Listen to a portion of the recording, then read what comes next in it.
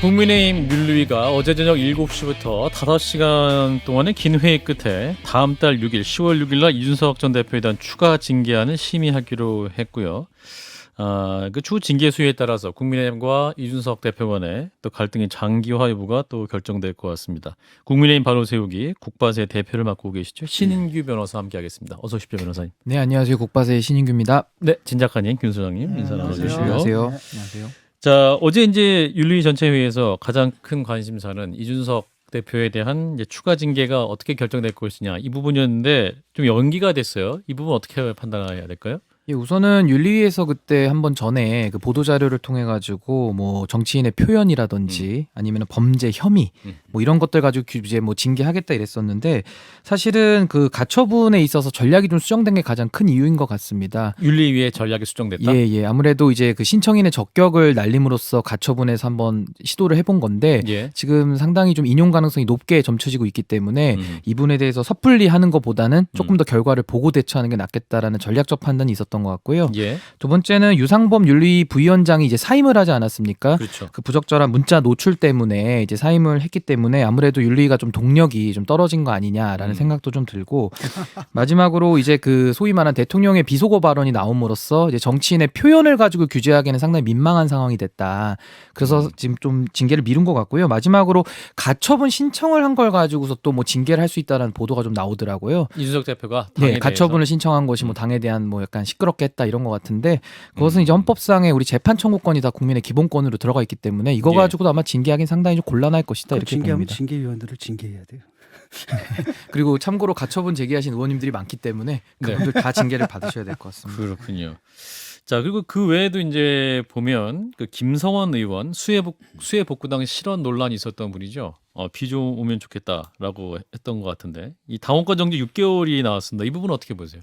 저는 사실 김성원 의원의 그 발언은 헌법기관으로서 내지는 사람이 할 말이 저는 아니다. 저는 그렇게 봅니다. 왜냐하면 수해 때문에 피해를 입고 뭐 생명과 재산을 잃은 사람들 앞에 가서 봉사로 가가지고 사진 잘 나오게 비나도 왔으면 좋겠다 이런 말을 저는 할 수 있다라는 것 자체가 정말 잘 이해가 되지 않아서 저는 이 징계가 그렇게 중하다고 생각 안 하고 좀 약하다. 저는 이렇게 약하다. 좀 봅니다. 어느 정도 왜냐면- 나왔어야 좀 글쎄요. 저는 받아들일 요거보다는 하여튼 만했다. 좀 더 강했어야 된다. 저는 저는 최소한 그 정도 돼야지. 출당 정도 됐어야 됐다. 왜냐면 너무 부적절하지 않습니까? 그래서 음. 국민들의 공분이나 윤리 감정으로 봤을 땐 이런 거는 좀 엄하게 저는 이거 다뤘어야 되지 않는가 싶고요. 예. 근데 윤리위가 지금 이제 굉장히 열심히 일을 하고 있는데 지금 여기에 대해서는 여러 가지 사안을 복합적으로 심리하다 보니까 징계 양형 그러니까 이제 형평의 문제죠. 그런 형평의 문제가 많이 꼬인 부분이 있습니다.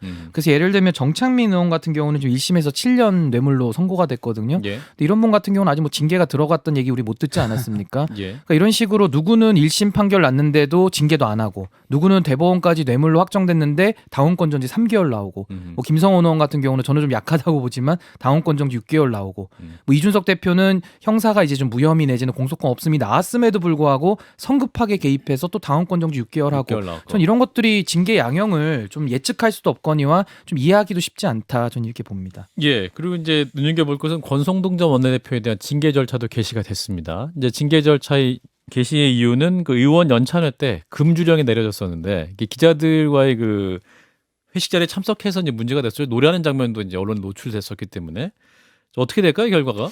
근데 당시에 상당히 좀 부적절하긴 했죠. 예. 당시에 이제 술을 안 먹겠다 하면서 주스 마시고 하면서 이제 뒤에서 이제 술을 마시면서 이제 노래를 시원하게 한 건데 당시에 저도 노래를 들어봤는데 노래는 되게 잘 하시더라고요. 그래요? 성량이 좋으시고 잘 좀 하셨는데 봐주죠, 뭐. 저는 이거에 대해서는 뭐 정치인이 뭐 도덕적으로 비난받을 수 있는 부분이긴 하지만은 예. 이걸 뭐 윤리위에서 이렇게 뭐 강하게까지 하기에는 조금은 제 감정에는 그래서 저는 뭐 경고 정도 하면 되지 않을까 저는 그렇게 봅니다. 그렇군요. 자, 윤리위원 임기가 1년이더라고요. 근데 이제 보면 이제 이번에 지난해 10월 14일에 임명돼서 이제 다음 달 13일이면 임기가 끝이 나는데 그 10월 6일로 이제 다음 윤리위를 정한 것은 임기 마치기 전에 이준석 전 대표 관련 사건을 마무리하겠다 이런 의지를 보인 거라고 볼 수 있을까요? 저는 이항희 윤리위원장께서 상당히 좀 책임감이 강하신 분 같아요. 그러니까 본인이 이제 임기 마무리될 때까지 요거 부분은 자기가 손보고 가겠다. 약간 이런 의지로 좀 읽혀지거든요. 예. 근데 저는 계속 의아한 것은 뭐 징계라는 게 막 제명을 정해놓고 막 합니다. 그러니까 답을 먼저 정해놓고 제명을 향해 가고 있다. 예, 그러니까 답을 먼저 정하고 제명을 징계 과정. 정했다라고 하시는 것은 무슨 근거가 있는 말씀이신가요? 아니 근거가 있다라기보다요. 지금 당에서 분위기는 거의 다 중론들이 왜냐면 기존 징계보다 세게 해야 되거든요. 그러니까 징계가 있는 사람은 또 당원권 정지 징계를 하기 6개월이 때문에. 처음 징계였으니까 예, 예. 추가 할 수도 징계위원회에서는 근데 뭐 7개월을 하든 뭐 36개월을 하든 뭐 탈당 권유를 하든 제명을 하든 사실상 정치적으로 당해야 될 효과는 사실상 똑같습니다. 그러니까 대표권을 박탈하는 거가 똑같거든요.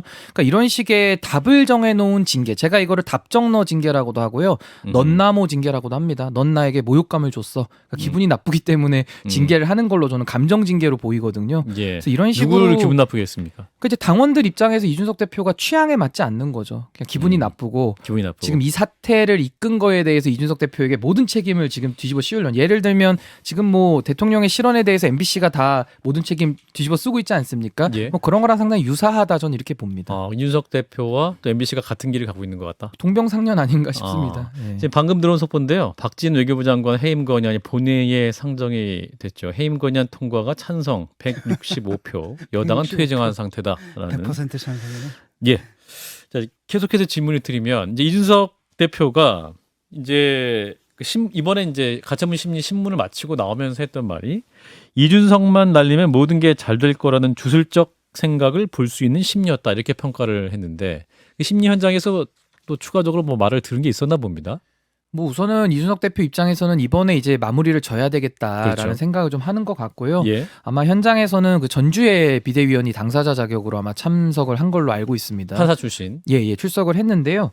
그 당시에 이제 이런 게 아마 좀 쟁점이 됐던 것 같아요. 이제 비대위원인데 당시에 그 주호영 비대위의 비대위원이시기도 했고, 당시에 다 사퇴를 하고 또 정진석 비대위에 또 합류를 하셨거든요. 비대위원으로. 예, 근데 참 어떻게 보면 참 이해되지 않는 것은 주호영 비대위가 9명인데 다 사퇴한 사퇴서가 다 일신상의 이유로 다 똑같습니다. 그러니까 일신상의 이유가 뭔지를 밝혀라, 이렇게 채권자 측에서 물어봤는데 아무 말도 할 수가 없었다는. 왜냐하면 일신상의 이유가 아니라 이건 사실 비대위를 또 비대위로 가기 위한 꼼수에 불과했기 때문에 이제 예. 그렇게 나온 것인데, 아마 그게 좀 쟁점이 됐던 것 같아요. 그래서 전주희 의원께서 와서 뭐 당의 입장을 많이 설명하신 것 같은데, 글쎄요, 그게 법리적으로나 가처분에 있어서는 크게 뭐 도움이 될 만한 점은 많이 없었다, 저는 그렇게 봅니다. 윤리 얘기를 좀 돌아가서 하나만 좀 더 여쭤보면, 이게 뭐 일단 윤리위원이었던 유상범 의원 같은 경우는 정진석 비대위원장하고 주고받았던 부적절한 문자가 공개되기도 했고, 의총에서는 또 윤리위에 징계하라고 요구, 뭐 그건 뭐 당원상에 있다고 합니다만,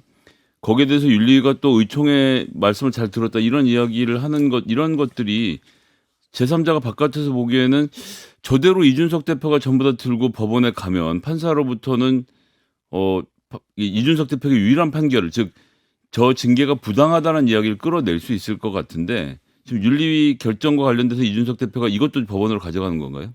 만약에 이제 윤리위가 언제 징계를 할지는 모르겠는데, 징계를 해서 이제 중한 징계를 한다고 한다면은 이준석 대표 입장에서는 가처분을 통해서 또 다퉈야겠죠. 억울한 상황이 되니까요. 예. 근데 말씀하신 대로 뭐 윤리위가 독립적이고 공정하게 해야 되는 것은 사명일 텐데, 지금 뭐 여러 가지 정황적으로 봤을 때는 지금 뭐 의총에서 명령도 내리기도 하고 또 부적절한 문자 메시지가 공개까지 다 됐습니다. 그래서 이런 예. 상황 속에서는 윤리위의 독립성과 공정성을 크게 의심받을 수밖에 없는 상황이다, 저는 이렇게 보고요.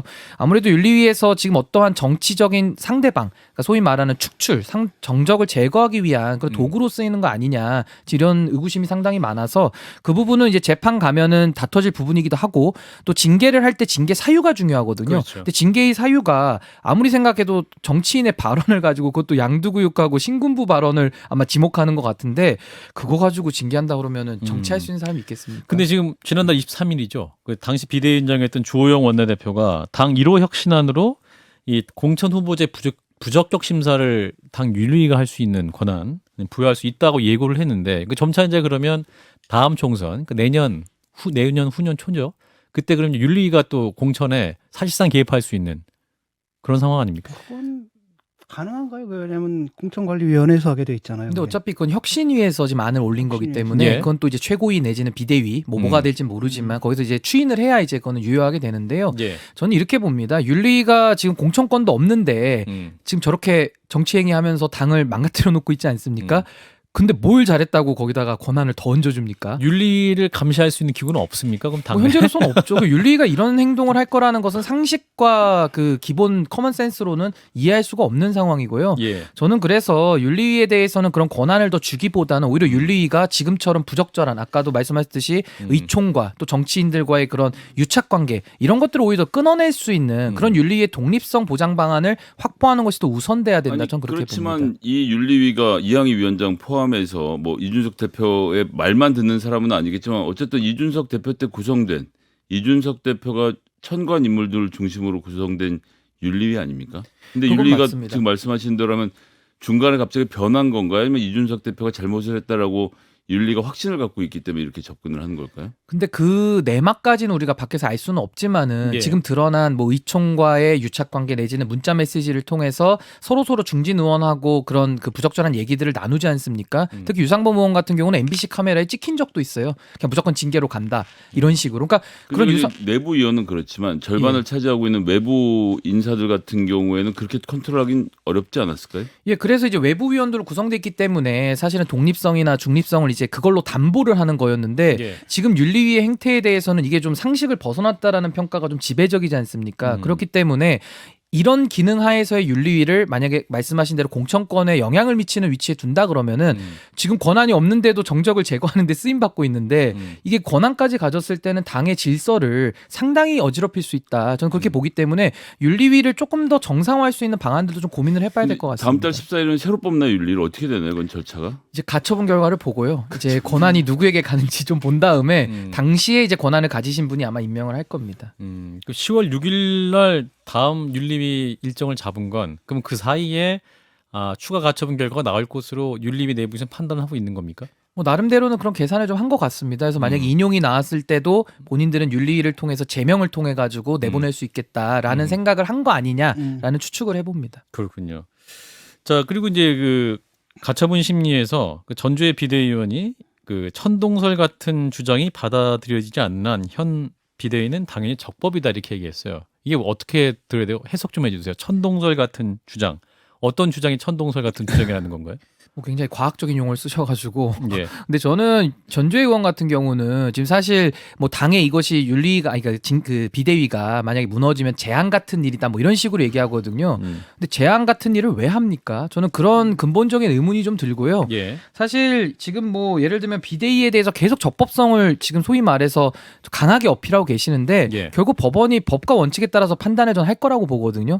그래서 저는 전주의 의원 같은 경우는 당시에 이제 판사를 기피 신청까지도 했었습니다. 당시에 동문이죠. 서울대 동문이고. 그게 이해가 되지 않는 게 이준석 대표가 서울대를 나와서 서울대 나온 사람이 재판장이니까 상대방에게 유리할 수 있어서 우린 기피한다 이렇게 하면 이해가 되는데 기피 신청하는 주체인 전주의 의원 쪽에서 본인이 서울대 나왔기 때문에 이게 불공정하다 하니까 이해가 안 되는 나한테 겁니다. 유리하기 때문에 불공정해. 근데 만약에 이제 근데 그런 상식적으로- 말씀하시는 분이 왜 또 재판정에 왜 나오셔서 또 얘기를 하시는지 이게 이제 잘 이해가 되지는 않았습니다. 이게 보통 그렇잖아요. 법원이 움직이지 않는 거잖아요. 법원이 너희들 잘못해서 움직여라고 명령을 내렸는데 자기들은 결론 딱 내려놓고 법원 보고 움직여라. 그러니까 오히려 천동성 지동설을 자기들이 뒤집어 놓은 거지 않습니까? 자기들을 갖다 붙박이별로 만들어 놓고. 그래서 예. 뭐 지구가 네모나다 뭐 여러 가지 주장들 있고 뭐 천동설 여러 설이 있겠지만은 지구는 동그랗고요. 지구가 돌아갈 겁니다.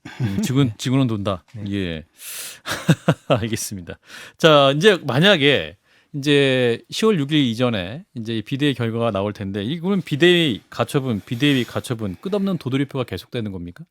사실 그 부분이 저는 국민들께 상당히 송구스럽고 죄송한 마음입니다. 왜냐하면 그러니까 당원 주권, 쉽게 말하면 정당의 민주주의를 지키기 위한 싸움인데 예. 이게 지금 계속 길어지고 있지 않습니까? 그렇죠. 사실은 사법부가 결정을 내렸을 때 거기에 존중을 할 의무가 전 있다고 보거든요. 공당이라면. 예. 근데 그걸 좀 존중하지 않으니까 계속 꼬리에 꼬리를 물고 가는 모습이 사실 저도 피곤합니다.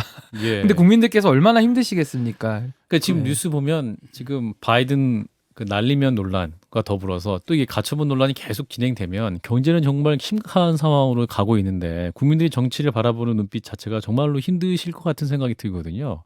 그러면 이준석 대표는 어떤 가처분 결과 상관없이 본안 소송 계속 끌고 가는 건가요? 예, 본안은 본안대로 진행이 되는 것이고요. 예. 지금 이것은 가처분이 중요합니다. 본안이라는 것은 시간이 길게 걸리기 때문에 크게 그러니까요. 의미가 없습니다. 윤석열 대통령께서도 집행정지, 가처분을 제기했었지만은 본안은 다 끝나고 나서 나오거든요. 그래서 그러니까요. 크게 의미가 아니 없습니다. 그럼 이게 하도 자주 해서 그래서 결론적으로 가처분이 받아들여지면 당은 바꿨던 당원은 원래대로 복구가 되는 건가요? 지금 뽑힌 주호영 원내대표는 적법합성을 인정받는 건가요? 아니면 그리고 이 사태를 수습할 책임자와 지도부는 어떻게 구성되게 되나요? 우선은 가처분이 지금 이 상황은 그러니까 이준석 대표의 주장이 다시 받아들여지는 상황인 거죠. 인용이 된, 예, 다 재인용이 인용이 된다면. 되면 이제 그렇게 그렇게 얘기했어요. 해서 가처분이 인용되는 걸 두 개로 나눠봐야 될 것 예, 예. 같습니다. 그러니까 당원 당규에 대한 지금 효력 정지도 들어갔고요. 정진석 비대위원장에 대한 것도 들어갔기 때문에 둘 아하. 다를 인용할지 아하. 아니면 첫 번째 1차 결정문처럼 당원 당규는 안 받아들이면서 정진석 비대위원장만 또 정지를 할지 그건 이제 결과가 나와봐야 아는데 결론적으로 지금 비비대위가 잘못됐다라는 평가가 나온다면은 원상복구하는 거죠. 원상복구를 한다 그러면 이준석 대표 체제는 유지되는 거기 때문에 내년 1월까지는 당무 정지가 된 거고요. 최고위원이 지금 하나가 남았잖아요. 그렇죠. 그렇죠. 그러면 나머지 김용태 결선 최고위원? 선거를 해야죠. 다시 뽑아야 되는 그렇죠. 거죠. 그래서 그리고 현재로서는 주호영 원내대표는 문제가 없습니다. 현재 원내대표에서 정상적으로 선출됐기 때문에 그분이 당원에 따라서 당대표 직무대행을 하게 됩니다. 그게 바로 체리따봉 나오기 전에 권성동 대표가 하시던 그 직무대행입니다. 거기에 그러면 정책위 의장, 그다음에 이준석 대표는 없지만 하여튼 하나 있는 거고, 그다음에 김용태 최고위원이 있고 한 사람의 최고위원을 더 뽑아서 임시 비대위로 임시 지도부를 구성해서 가는 방식. 예를 들면 그렇게 되는 건가요? 그러니까 최고위원은 지금 4명이 공석인데요. 4명 다 뽑아도 되고요. 그중에 뭐 일부만 뽑아도 되고 그거는 뭐 근데 당에서 평가해서 할 일입니다. 뭐 이거 너무 기술적인 얘기는 한다면 하도 많이 나왔으니까 지난번 전국위원회에서 당원 개정할 때 전국위원회에서 최고위원 뽑는 걸 못하게 바꿨잖아요. 그래서 그게 이제 좀 평가가 엇갈리는데 그 부분에 대한 당원의 효력 정지나 효력에 미치는 범위를 어떻게 정할지가 아마 가처분 결정을 좀 봐야 될 것 같습니다. 왜냐면 당원 당규를 지금 좀 엉성하게 바꿔놨기 때문에 도대체 그러면 과거 당원 당규를 적용을 시킬 것이냐 아니면 지금 바뀐 거를 그럼 그 부분은 또 지킬 거냐 이건 조금 결정문을 봐야 될 것 저는 같습니다. 우리 당 당원도 잘 모르는데 남의 당 당원을 이렇게까지 알아야 된다는 것이 자괴감이 느껴지네요. 저는 송구스럽습니다. 헌법을 에드워크로 바꾸는 건 두 당이 똑같아요. 예. 그 만약에 이제 기각되는 상황이 온다면 어떻게 되나요? 기각이 되면 비비대위죠. 비비대위가 유효해지는 거고 그렇죠. 그냥 정진석 비대위원장이 하시는데 왜 부의장은 안 그만두시는지 잘 모르겠습니다. 그 오늘도 부의장 자격으로 저렇게 비대위원장 하시면서 저는 그 대표 연설하는 게 저는 꼭 보기 좋지는 않더라고요. 그렇군요. 진짜 헷갈리긴 하더라고요. 신문 기사 읽으면서 그 이제 제 얘기 좀 헷갈리더라고요.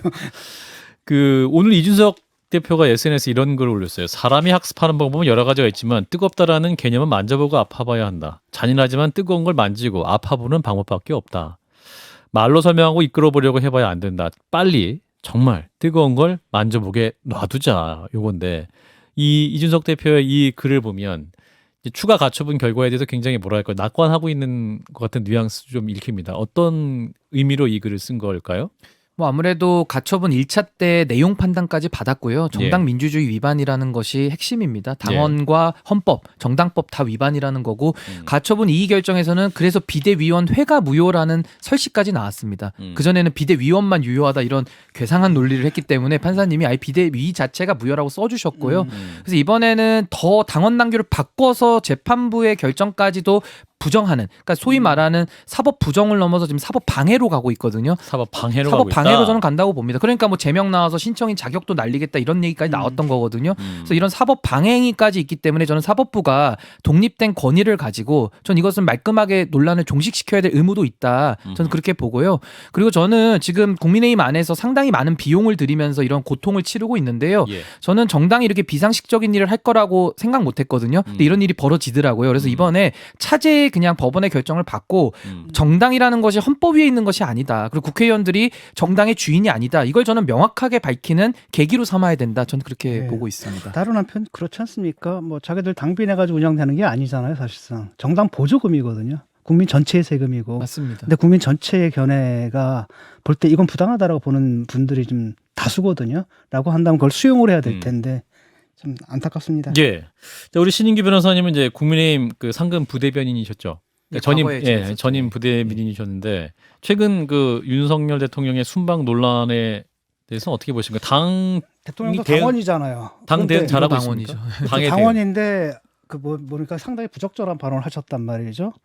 라고 한다면 이것도 사실 징계 사유가 돼야 되는 거 아닙니까? 그러니까 상당히 국격을 떨어뜨릴 수밖에 없는 상황이고 저는 뭐 국익을 자꾸 운운하면서 보도 자체 경위에 대해서 자꾸 문제를 삼고 프레임 전환을 시도하는데 예. 저는 이거 약간 좀 희생양 정치 내지는 민망하니까 좀 화내는 것 같아요. 근데 그렇게 해서 민망하다. 민망할 때 우리가 그쵸. 멋쩍으면서 머리 긁고 사과할 수도 있지만 민망할 때 화를 내기도 하거든요. 근데 살짝 보면은 지금 민망해서 화를 내고 아까 그 김대기 실장 같은 경우는 그 비속어 XX 발언도 잘 없었다. 안 들린다까지 얘기를 하는데 이제 이렇게 되면 국민들의 청력과 싸워야 되거든요. 그래서 이렇게까지 나가는 것은 저는 매우 부적절하고 이거는 지지율에서 좋게 반영이 안 될 겁니다. 그래서 이건 굉장한 패착이다 이렇게 봅니다. 변호사님도 음성 들어보셨을 거 아니에요? 저 들어봤습니다. 어떻게- 저 한 120번 들어본 거 같아요.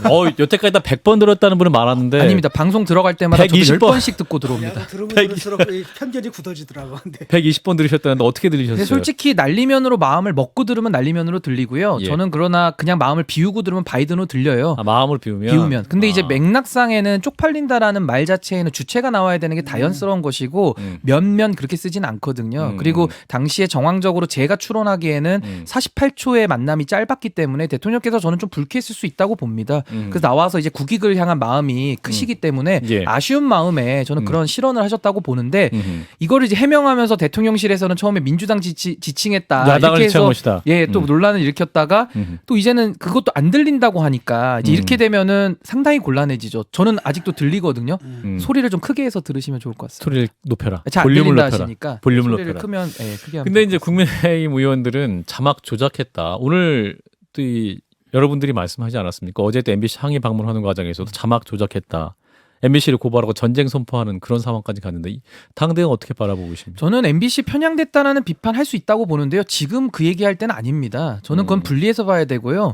사실 그 바이든이라는 거를 날리면이나 지금 그 논란인데 바이든이라고 해서 다른 언론사들도 제가 알기로 다 따라 보도한 걸로 알고 있어요. 그럼 그분들은 귀가 없어서 그냥 MBC 거 다 따라서 하나요? 언론인들 그렇게 하지 않거든요. 예. 그래서 다 본인들의 주체적인 판단에 의해서 보도를 한 것인데 지금 대통령실에서 프레임 전환을 하고 있다고 보고요. 그래서 저는 언론인협회에서 상당히 좀 강하게 항의하고 있지 않습니까? 그렇죠. 저는 이 부분에 대해서는 언론의 사명이 도대체 뭐냐. 국익이라는 것이 대통령의 부적절한 행위가 한 마이크로 나왔을 때 그걸 다 같이 덮어주면서 덮어주는 것이 국익이냐. 저는 언론의 사명은 진실 보도에 저는 사명이 있다고 봅니다. 그렇다면 언론이 잘못한 것은 없다. 뭐 언론이 잘못한 걸 없다라고 말하기보다는 이번에는 뭐 확인 과정에서 조금의 뭐 부주의가 있었다고 할 수는 있겠지만은 예. 그걸 가지고서 이렇게 고발까지 하면서 감정적으로 대응할 건 아니다라는 생각을 가지고 있습니다. 뭐 기자도 사람이고 또 실수를 할 수 있는 거지 않습니까? 예. 그리고 또 그 실수라는 게 의도적인 게 아니라고 한다면은 예. 근데 이제 저쪽에서는 계속 무슨 의도를 가지고 그다음 원래 MBC 그다음에 이제 무슨 음모론처럼 거의 꾸며가 가지고 지금 고발까지 들어갔단 말이죠, 지금. 이게 과연 적절한 건가 이런 생각이 들고 근데 도대체 왜 이게 내부에서도 분명히 이게 문제가 있다라고 지적하는 사람들이 참 많지 않습니까? 그런데 이게 왜 대통령실에는 받아들여지지 않는 걸까요? 뭐 아무래도 이제 고집일 수도 있고요. 여기서 밀리면 끝난다라는 위기의식도 있다고 봅니다. 근데 예. 저는 하나의 또 논거가 뭐냐면은 만약에 날리면이었다면요. 그거 왜 13시간이 걸립니까? 그러니까 대통령실 해명할 때 예, 왜 13시간이 걸리며 15시간이라는 만약에 날리면인데 바이든으로 해서 국격의 그 동맹 훼손 내지는 안보 문제까지 그렇게 위급함을 느꼈다라면은 당장 1시간 만에 정정하고 항의해야 되지 않겠습니까? 근데 그런 게 없었기 때문에 저는 정무적인 판단을 하느라 이렇게 오래 걸렸다. 근데 거기서 나온 정무적 판단은 민주당을 향한 것이었다. 이렇게 정리를 했었거든요. 김은혜 수석께서. 그러니까 이 부분은 좀 해명도 석연치 않고 예. 대응하는 것은 상당히 감정적이고 마무리하겠습니다. 과잉 대응이라고 봅니다. 네. 국민의힘 바로 세우기 대표를 맡고 있는 신인규 변호사였습니다. 고맙습니다. 네, 감사합니다. 좋아요. 구독. 알림 설정.